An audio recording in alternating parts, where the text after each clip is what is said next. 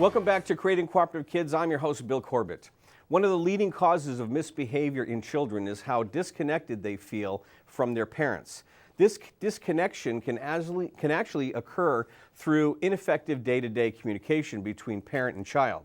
Now, my next guest says that with just a few changes in their communication, parents can help their children reconnect and, in the end, increase the cooperation they get at home. Carolyn Finch is a professional speaker and body language expert with a background in speech and language pathology and early childhood education. She appeared in the documentary The Keeper of the Keys, a follow-up film to The Secret. Carolyn is the former owner and director of Peter Piper School and Learning Center, the first school to actually mainstream challenged children in the state of Connecticut. Welcome back to the show. Thanks. So one of the things that parents need to understand is their communication with their kids is really critical, and it's more critical than they realize. And the problem is, I think a lot of parents are operating from their subconscious because they're running around trying to get everything done, get all the children taken care of, pay the bills, take care of the critical things or the things that seem so critical. And communication with their children is not critical to them, and a lot of times in these modes. They don't realize how effective it is. So one of the things that you say is that the connection between the parent and the child, no matter how great the teacher-child connection is, the parent-child connection is really, really important. Can you tell us more about that? Yes, I'd like to start with a story. The other day I was waiting at a corner where there was a bus, and there was a mother standing there, and she had another child in a stroller, and the bus pulled up. But Mom was on the phone, and she was talking, and the little boy got off the bus with a piece of paper in his hand, and he ran over to Mom, and he grabbed her around the legs, and he said, "Mom, Mom, Mom," and she said, "I told you never to talk to me when I was on the phone."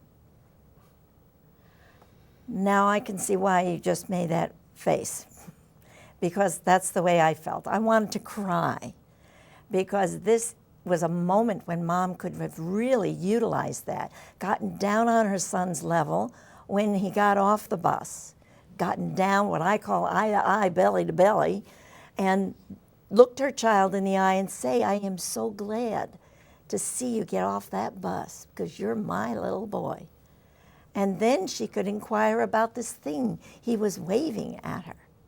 And so it's really very important for parents to understand that they need to get down on their level, not only physically, but they need to get down on their level words-wise. You know, I'm so excited to hear you say this because I lecture parents and teachers all the time.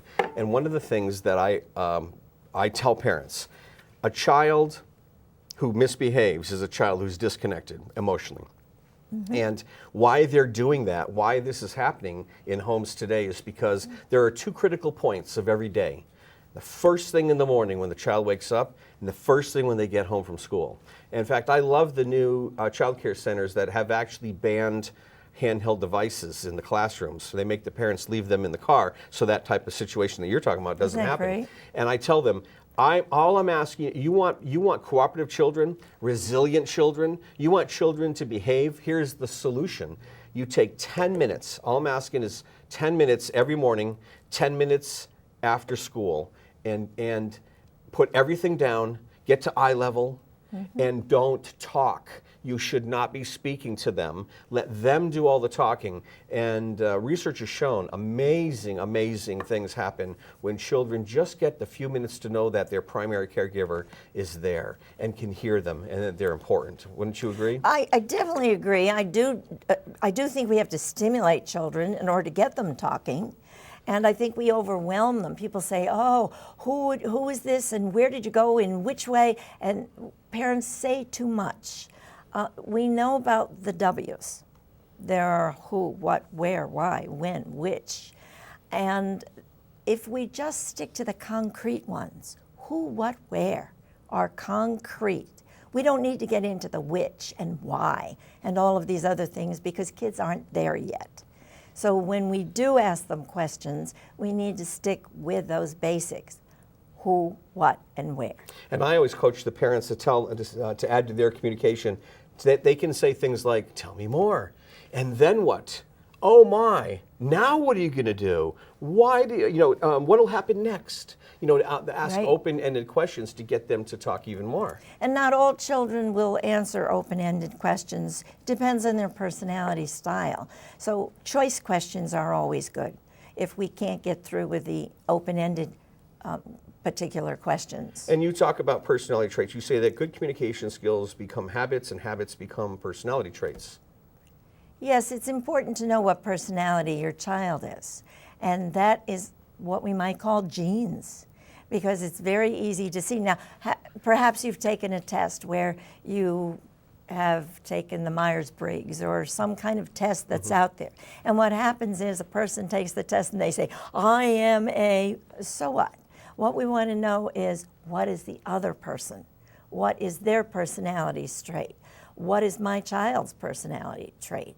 And I work with the old Hippocrates ones, which are the analytic, the driver, the amiable, and the expressive.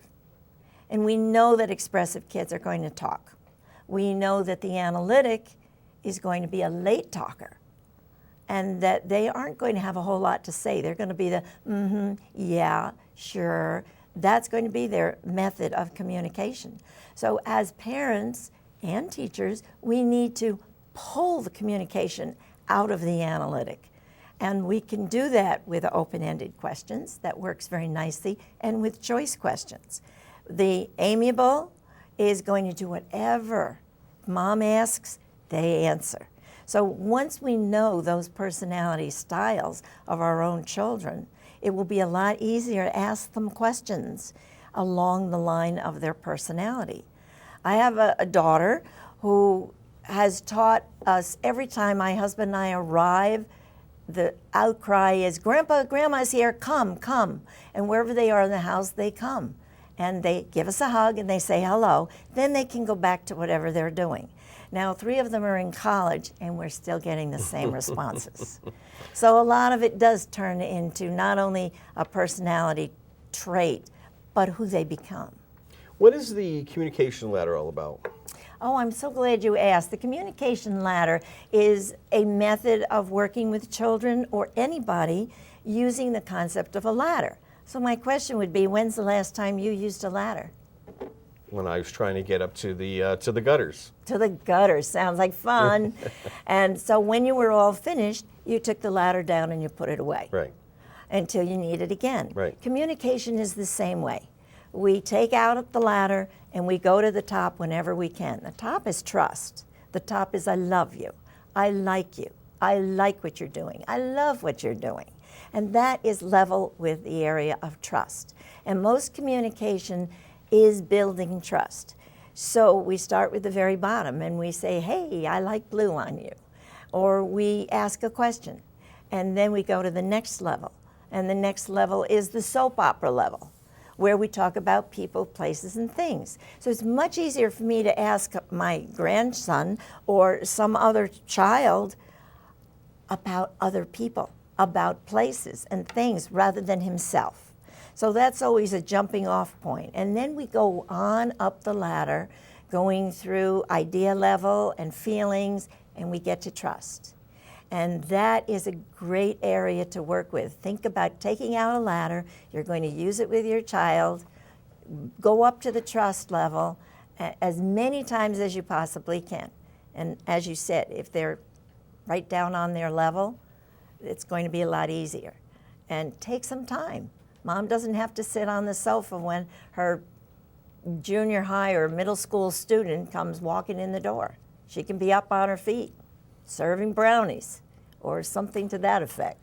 Now, also, anybody can get the communication ladder illustration if they go to your website, correct? Yes, Okay, yes. They good. can contact me and sign up for whatever, and I will know they're there, and I'll send them the materials. Okay, so we only got 2 minutes left, but peer communication is stronger than we realize. How can we appeal to a child's friends to know what is going on in school? Well, we have play dates.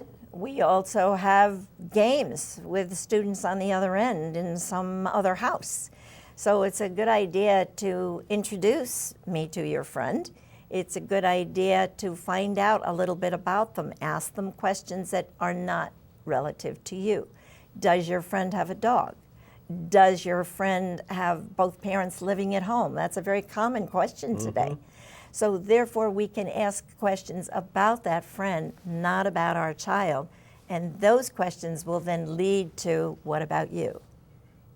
And real quickly, can you give any examples of what we can say to elicit appropriate answers from children?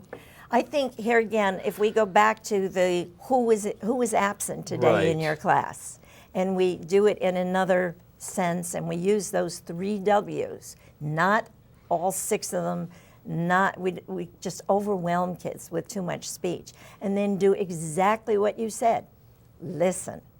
And I say listen with your eyes, so that you're looking at your child while you're listening to them, and you can see many of the body gestures and moves that they may be making. Good tips for parents, because it's really important that they use that time, let the child do more of the talking, ask open-ended questions or give them choice, but most important, put everything down so that the child knows that they're important 100%. Thank you so much, Carolyn, for your wisdom and what you brought in here to the show.